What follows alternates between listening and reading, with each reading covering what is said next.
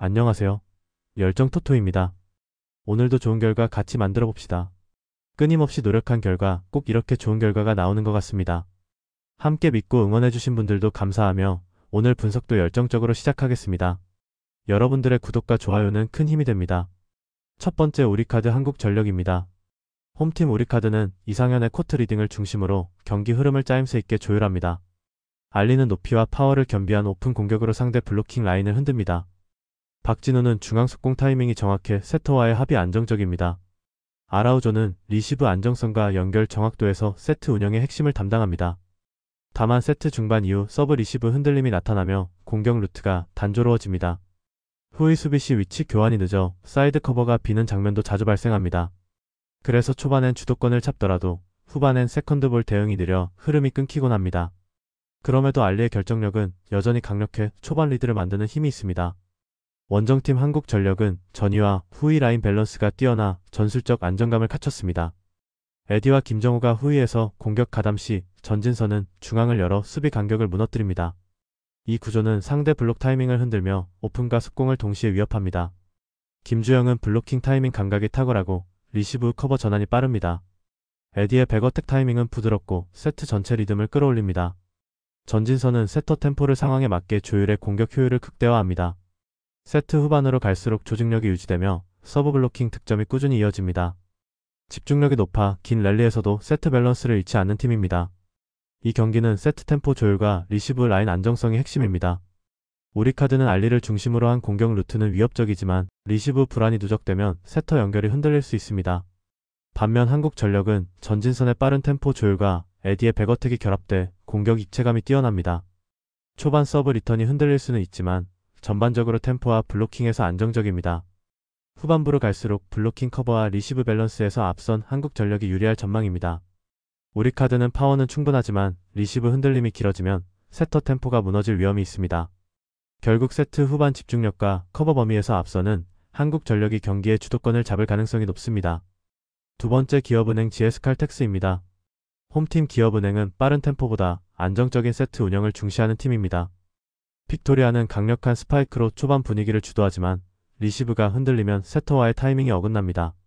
킹켈라는 블로킹과 미들 공격에서 꾸준히 활약하지만 수비 커버 복귀 속도가 다소 느립니다. 이주하는 센터 라인에서 집중력이 높고 네트 근처 수비 감각이 뛰어납니다. 최정민은 백어택 파워가 인상적이지만 후위 수비 간격이 벌어질 땐 커버 범위가 좁습니다. 기업은행은 리시브 안정도가 경기 리듬을 좌우하며 세트 중반 이후 연결이 흔들리면 공격 루트가 단조로워집니다. 그래도 홈 응원과 블로킹 연계로 초반 세트 분위기를 끌어올릴 수 있습니다. 하지만 리시브 불안이 길어지면 공격 실책이 늘어 흐름이 끊길 위험이 있습니다.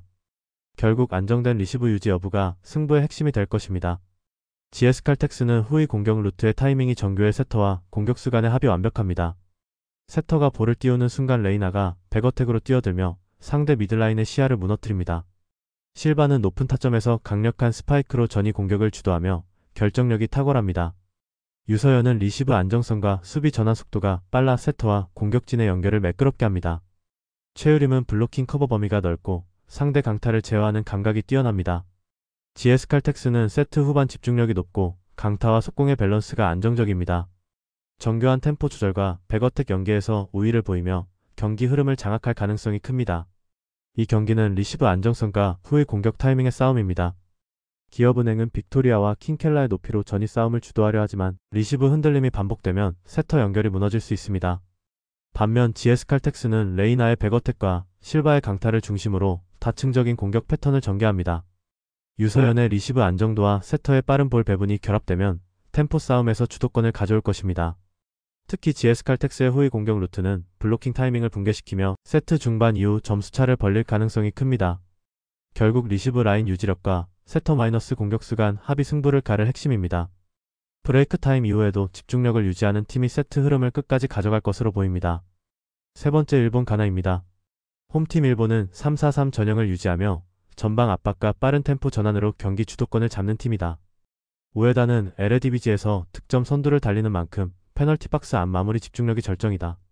그는 반 박자 빠른 슈팅 타이밍으로 수비를 무너뜨리며 이번 경기에서도 가장 위협적인 존재가 될 것이다. 미나미노는 이선에서 유연한 움직임으로 하프 스페이스를 점유하며 방향 전환으로 수비 간격을 흔든다. 이토주냐는 폭발적인 스프린트와 정교한 크로스로 측면 공격의 폭을 넓힌다. 중원은 템포 조율과 패스 연계가 정교하게 맞물려 있으며 압박 회피 능력도 매우 뛰어나다. 특히 최근 브라질전 역전승으로 상승세를 타고 있어 이번 경기에서도 공격 전개에 자신감이 넘칠 것으로 보인다. 300 라인은 라인 간격을 좁게 유지하며 세컨드볼 회수, 즉각적인 전진 전개를 시도할 것이다. 원정팀 가나는 4-2-3-1 전형을 기반으로 두 미드필더가 수비 보호막 역할을 하지만 전방 전환 속도가 느린 편이다. 조던 아이오는 공을 받는 위치가 지나치게 깊어 최전방 연계가 원활하지 않고 세메뇨는 폭발력은 있으나 터치 간격이 커 일본의 압박에 약하다. 쿠두스는 개인 능력으로 돌파구를 만들 수 있으나 측면 전환 시 지원이 늦어 공간 활용이 제한된다. 또한 장거리 이동에 따른 피로 누적과 미세한 전술 간격 문제로 인해 팀 조직력이 완벽히 맞물리지 않는다. 전환 속도와 체력에서 일본에 밀리며 후반 집중력 저하가 경기 결과에 영향을 미칠 가능성이 크다. 이 경기는 템포와 결정력의 격차가 승부를 가를 전망이다. 일본은 우에다와 미나미노를 중심으로 한 공격 조합이 완성 단계에 이르렀고 전방 전환 속도를 통해 경기 리듬을 장악할 것이다. 반면 가나는 체력 저하와 전술적 응집력 부족으로 일본의 압박을 풀어내기 어려울 것으로 보인다. 일본은 하프라인 위부터 조직적인 압박을 전개해 가나의 빌드업을 차단하며 초반부터 주도권을 가져갈 가능성이 높다. 미나미노의 침투와 이토주냐의 측면 돌파가 맞물리면서 공격 다양성과 완성도가 돋보일 것이다. 결국 전술적 완성도, 체력, 템포 모두 일본이 우위에 있으며 전반 중반 이후 일본이 주도권을 완전히 잡고 경기 흐름을 지배할 가능성이 높다. 이런 분들 꼭 말 걸어주세요. 영상에 보이는 거와 같이 4가지 중 한 가지라도 해당되면 힘드실 수도 있으니 부담 갖지 마시고 아래 고정 댓글로 말 걸어주시면 됩니다. 웃으면서 재밌게 배팅합시다. 네 번째 한국 볼리비아입니다. 홈팀 대한민국은 3-4-3 포메이션으로 높은 라인 유지와 전방 압박을 중심으로 한 조직적인 운영이 특징이다. 손흥민은 전방에서 라인 브레이킹과 마무리를 동시에 책임지며 수비 간격이 벌어질 때마다 공간을 파고드는 움직임이 예리하다. 이재성은 하프스페이스에서 전진 패스와 방향 전환으로 상대 압박 타이밍을 깨뜨리며 세컨드볼 회수 능력도 뛰어나다. 이강인은 중앙과 측면을 오가며 템포 조율과 볼 배급을 주도하고 킥의 각도와 속도 조절로 공격 리듬을 완성한다. 특히 손흥민과 이강인의 호흡은 점점 정교해지고 있으며 반박자 빠른 움직임으로 슈팅 찬스를 창출한다. 중원에서는 이재성이 탈압박 후 전환 속도를 높이며 전체 템포의 완급을 조절한다. 후방 300은 라인 간격을 안정적으로 유지하며 역습 상황에서도 수적 균형을 잃지 않는다. 전체적으로 압박, 점유, 템포 변화가 유기적으로 결합된 완성형 운영이 기대된다. 볼리비아는 4-2-3-1 포메이션으로 나서지만 장거리 원정 피로와 시차 적응 문제가 경기력에 직접적인 영향을 미친다.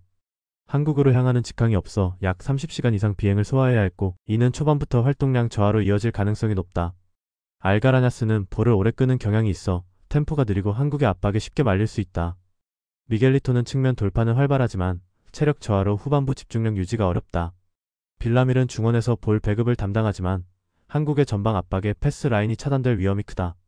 수비 라인은 위치 전환이 느리고 세컨드볼 대응이 한 박자 늦으며 중앙 커버 밸런스가 쉽게 무너지는 경향이 있다.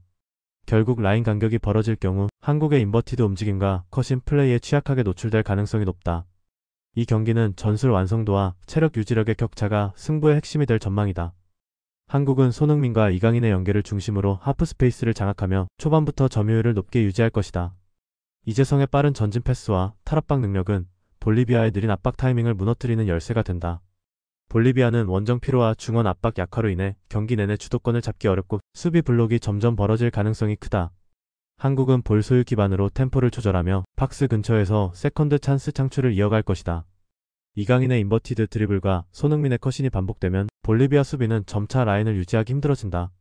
결국 경기 전반부터 후반까지 흐름은 한국 쪽으로 기울며 체력 조직력 템포 조율 면에서의 우위가 한국의 완승 시나리오를 뒷받침할 가능성이 높다. 구독자 및 시청자분들 오늘 하루도 의미있는 배팅해봅시다. 구독과 좋아요, 알림 설정 부탁드리며 조합이 힘드신 분들은 아래 고정 댓글로 말 걸어주시면 무료로 최종 조합 공유해드립니다. 모두 감사합니다.